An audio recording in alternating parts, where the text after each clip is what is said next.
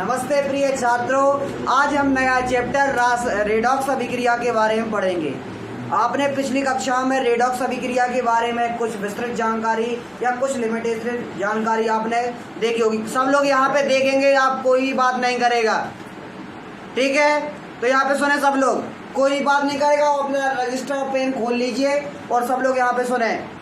तो आप सभी लोग जानते हैं रेडॉक्स अभिक्रिया। रेडॉक्स अभिक्रिया किन्हें कहते हैं, रेडॉक्स अभिक्रिया के प्रकार और किस प्रकार से हम जान सकते हैं कि इसमें अपचयन अभिक्रिया हुई है, उपचयन अभिक्रिया हुई है, क्या हुआ है, इसके बारे में आज हम रेडॉक्स अभिक्रिया के बारे में पढ़ेंगे। आपकी ये कक्षा 11वीं तथा रेडॉक्स अभिक्रिया चैप्टर नंबर 8 है, जिसमें हम आज से रेडॉक्स अभिक्रिया का नाम का चैप्टर स्टार्ट करते हैं। तो आप सभी लोग टॉपिक डाल लीजिए रेडॉक्स अभिक्रिया। तो आप लोग कुछ एक्स्ट्रा मन लिखिए यहाँ पे, सुने, और नहीं तो आप कहेंगे हमें समझ में नहीं आया। तो सुने यहाँ रेडॉक्स अभिक्रिया।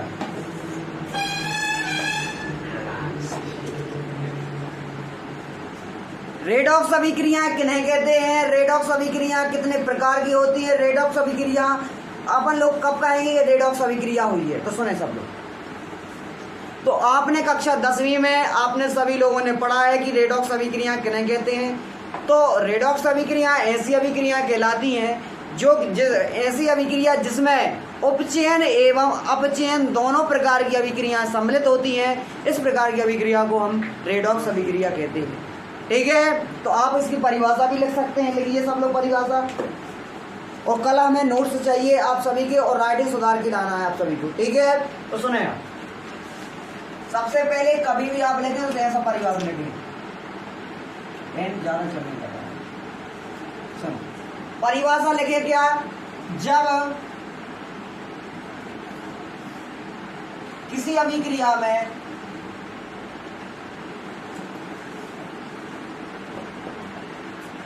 ऑक्सीकरण की क्रिया,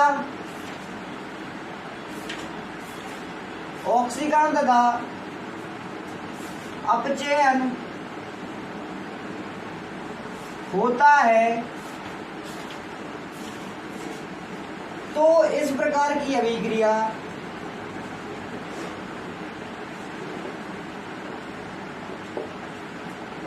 रेडॉक्स अभिक्रिया कहलाती है।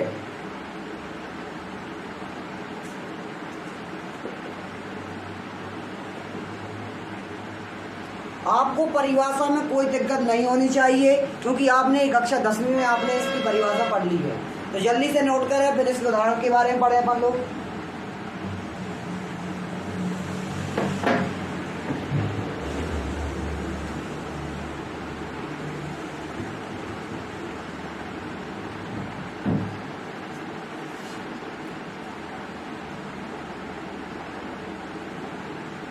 तो आप यहाँ पे एक उदाहरण लिखिए, सभी लोग उदाहरण लिखेंगे। उदाहरण में आप PbO लेड ऑक्साइड, आप सभी को पता होगा ये सूत्र होता है।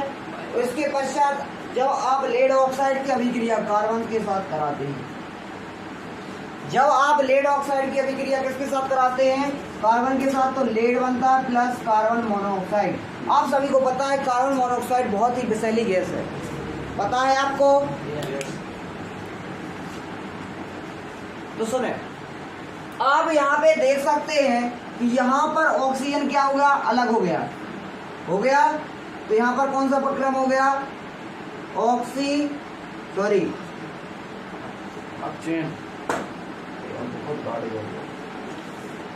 यहाँ पर क्या हो गया, अपचयन हो गया। और यहाँ पर कार्बन के साथ ऑक्सीजन हो गया, यहाँ पर क्या हो गया, उपचयन। तो आप यहाँ पे देख सकते हैं कि अभिक्रिया तो एक ही है, लेकिन इसमें उपचयन और अपचयन दोनों प्रकार की अभिक्रिया को देखा जा सकता है। तो हम अब इस प्रकार की अभिक्रिया को क्या कहेंगे, रेडॉक्स अभिक्रिया कहेंगे। इतना करने में आप किसी को कोई भी दिक्कत नहीं होनी चाहिए। क्या आपको ऑक्सीकरण प्रक्रिया और आपको अपचयन प्रक्रिया के बारे में जानकारी पता है क्या आप यह जानना चाहते हैं कि ऑक्सीकरण प्रक्रिया और रेडॉक्स मतलब उपचयन किसे कहते हैं? तो थोड़ा 5 मिनट सुन लीजिए। ऑक्सीकरण की अभिक्रिया, पहली बात तो आप लोगों ने 10वीं क्लास में आप लोगों ने पढ़ चुके होंगे, चैप्टर नंबर 1 का टॉपिक है, ठीक है? तो आप सबसे ज़्यादा सुने तो ऑक्सीकरण किसे कहते हैं? ऑक्सीकरण अभिक्रिया को इंग्लिश में ऑक्सीडेशन भी बोलते हैं। ऑक्सीकरण को उपचयन भी कहते हैं। अब सुने, तो ऑक्सीकरण कब होता है कोई चीज में? आपकी जो 10वीं की परिभाषा है उसी के अनुसार समझाते हैं। तो किसी भी अभिक्रिया में ऑक्सीडेशन तब होता है जब उससे ऑक्सीजन जुड़ जाता है और हाइड्रोजन हट जाता है। तो ऐसी अभिक्रिया जिसमें ऑक्सीजन का जुड़ाव तथा हाइड्रोजन का हटाव हो, तो इस प्रकार की अभिक्रिया को क्या कहेंगे?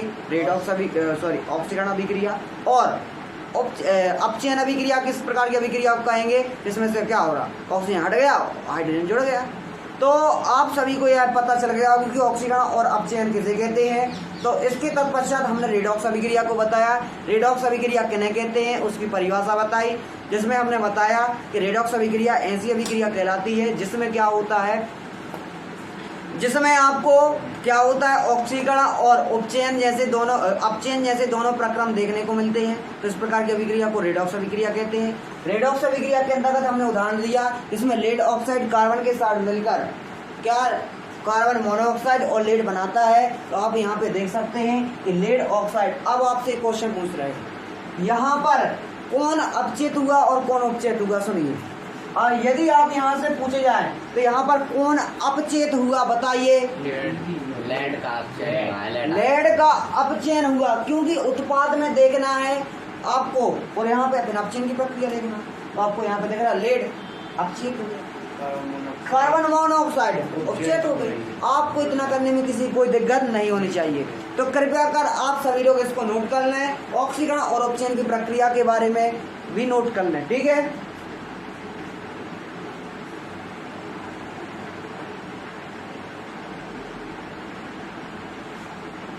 नोट करें कि ऐसा प्रक्रम या ऐसी अभिक्रिया, ऐसा प्रक्रम जिसमें किसी तत्व से ऑक्सीजन या विद्युत ऋणी तत्व, ये टॉपिक नोट करें, विद्युत ऋणी तत्व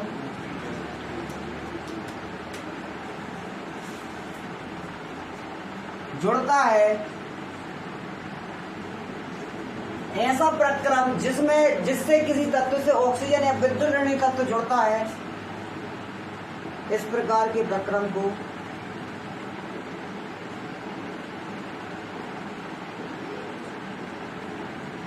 को ऑक्सीकरण कहते हैं। आपने पहले यह पढ़ा होगा कि ऑक्सीजन अकेले का जोड़ना। अब एक और टॉपिक डाल लीजिए, क्या? विद्युत ऋणी तत्व का जोड़ना। क्या विद्युत ऋणी तत्व का भी जोड़ना क्या ऑक्सीकरण को प्रभावित करता है? ठीक है ना? ये कुछ एक्स्ट्रा समझ में आया आज का 10वीं की तुलना में?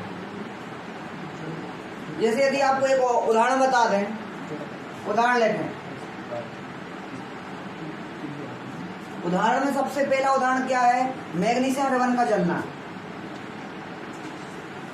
आपने 10वीं का सबसे पहला ही उदाहरण पढ़ा होगा इसका, MgO। अब यहाँ पर क्या हो रहा, किसी धातु से ऑक्सीजन जुड़ रहा ना, तो क्या यहाँ पर ऑक्सीकरण प्रक्रम होगा क्या नहीं होगा? या इसको उपचयन होगा कि नहीं होगा? तो आपको पहला उदाहरण समझ में आया। आप लोग सब लोग लिखने में मत ज्यादा ध्यान दें, क्योंकि आपको घर पे वीडियो डल जाएगी तो घर पे देख लेना। तो यहाँ पे आप लोग समझ सकते हैं कि मैग्नीशियम की ऑक्सीजन के साथ क्रिया अर्थात ऑक्सीकरण हो गया है, नहीं जुड़ रहे हैं। तो यहाँ पर क्या हो गया?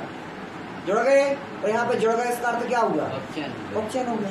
और यहाँ पर किसका ऑक्सीजन हो रहा है? तो मैग्नीशियम ऑक्साइड का ऑक्सीजन हो रहा है। ठीक है, पहला समझ में आया। तो आपको ऑक्सीजन वाला तो पता चला गया कि ऑक्सीजन कैसे जुड़ गया। अब आप एक विद्युत ऋण का उदाहरण देखिए, Na+Cl। तो आप यहाँ पे देख सकते हैं कि बन क्या गया, सॉरी NaCl2। तो यहाँ पे 2NaCl बनेगा, यहाँ पे आपको क्या हो जाएगा? 2 यहाँ पे आ जाएगा। तो आप यहाँ पर देख सकते हैं कि विद्युत ऋणी तत्व क्लोरीन यहाँ पे था अलग अलग, लेकिन यहाँ पे जुड़ गया। इसका क्या अर्थ है? ऑक्सीजन हो गया। अर्थात किसी विद्युत ऋणी तत्व का जुड़ना और ऑक्सीजन का भी जुड़ना आपको ऑक्सीकरण को प्रदर्शित करता है। आपको कुछ समझ में आया क्या? तो आप लोग इसके उदाहरण नोट कर लीजिए। हमने ऑक्सीजन का यहाँ पे बता दिया और विद्युत ऋणी तत्व का यहाँ पे बता दिया। आपने कुछ 10वीं में पढ़ा है, उसके कोरिलेट करके देखिए। यहाँ पर ऑक्सीजन के मैग्नेट किसी भी धातु का ऑक्सीजन से जुड़ना क्या कहलाता है? ऑक्सीकरण कहलाता है। और किसी धातु का किसी विद्युत ऋणी तत्व से भी जुड़ना क्या कहलाता है? ऑक्सीकरण कहलाता है। तो हमने यहाँ पे ऑक्सीकरण कर दिया कि नहीं कर दिया? आपको इतना करने में किसी को कोई दिक्कत नहीं होनी चाहिए। इसके तत्पश्चात हम आगे बढ़ते हैं, आप लोग ऐसे नोट करिए।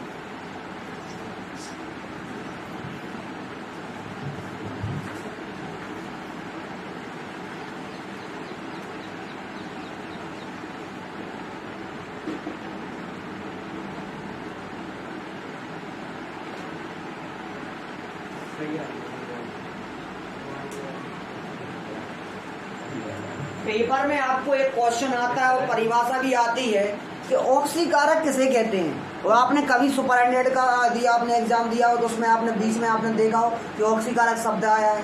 तो ऑक्सीकारक किसे कहते हैं? तो इसके तत्पश्चात हम ऑक्सीकारक के बारे में पढ़ेंगे, ठीक है। यदि आपको ऑक्सीकरण की प्रक्रिया समझ में आ गई क्या? आ गई क्या? यदि आपको आ गई हो तो अब इसके बाद ऑक्सीकारक के बारे में पढ़ेंगे। तो इसके तत्पश्चात हम क्या पढ़ेंगे? ऑक्सीकारक। ऑक्सीकारक किसे कहते हैं? तो आप सभी लोग जानते हैं कि आपको सर्वप्रथम आपको ऑक्सीकारक समझने के लिए आपको ऑक्सीकरण प्रक्रिया को जानना अत्यधिक आवश्यक है। आपने ऑक्सीकरण अभिक्रिया को जाना, इसके तत्पश्चात ऑक्सीकारक पढ़ेंगे। ऑक्सीकारक किसे कहते हैं? तो ऑक्सीकरण प्रक्रिया को जो क्या करते हैं, सुचारू रूप से संचालित करते हैं, ऐसे पदार्थों को क्या कहते हैं? ऑक्सीकारक कहते हैं। जैसे हमने बताया कि मैग्नीशियम से ऑक्सीजन का जुड़ना क्या कहलाता है? ऑक्सीकारक। तो यहाँ पर ऑक्सीकारक एजेंट क्या है? ऑक्सीजन। यहाँ पे यदि हमने बताया मैग्नीशियम से क्लोरीन का जुड़ना, तो यहाँ पर MgCl2 बन गया। तो यहाँ पर ऑक्सीकरण क्या है? क्लोरीन। कहने का अर्थ होता है कि जो ऑक्सीकरण प्रक्रिया को क्या करता है? सुचारू रूप से संचालित करता है, या जो क्या करता है? ऑक्सीकरण प्रक्रिया को आगे बढ़ाता है, उसे क्या कहेंगे अपन लोग? ऑक्सीकारक एजेंट। एजेंट का काम क्या होता है? आगे की जो प्रक्रिया होती है उसको आगे चलाना, ठीक है ना। तो आप इसकी परिभाषा लिखिए परिभाषा हम बोल रहे हैं। बाह्य पदार्थ, जल्दी से लिखिए। बाह्य पदार्थ जो दूसरे पदार्थों को, जल्दी से लिखिए। बाह्य पदार्थ जो दूसरे पदार्थों को ऑक्सीजन अथवा कोई अन्य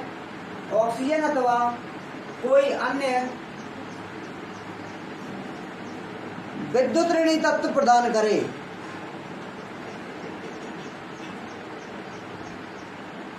अथवा उससे हाइड्रोजन या कोई विद्युत धनी तत्व अलग करे, अथवा उससे हाइड्रोजन या कोई विद्युत धनी तत्व अलग करे, ऑक्सीकारक कहलाता है। विद्युत ऋणी प्रदान करे, विद्युत ऋणी तत्व प्रदान करे अथवा हाइड्रोजन या विद्युत धनी तत्व अलग करे,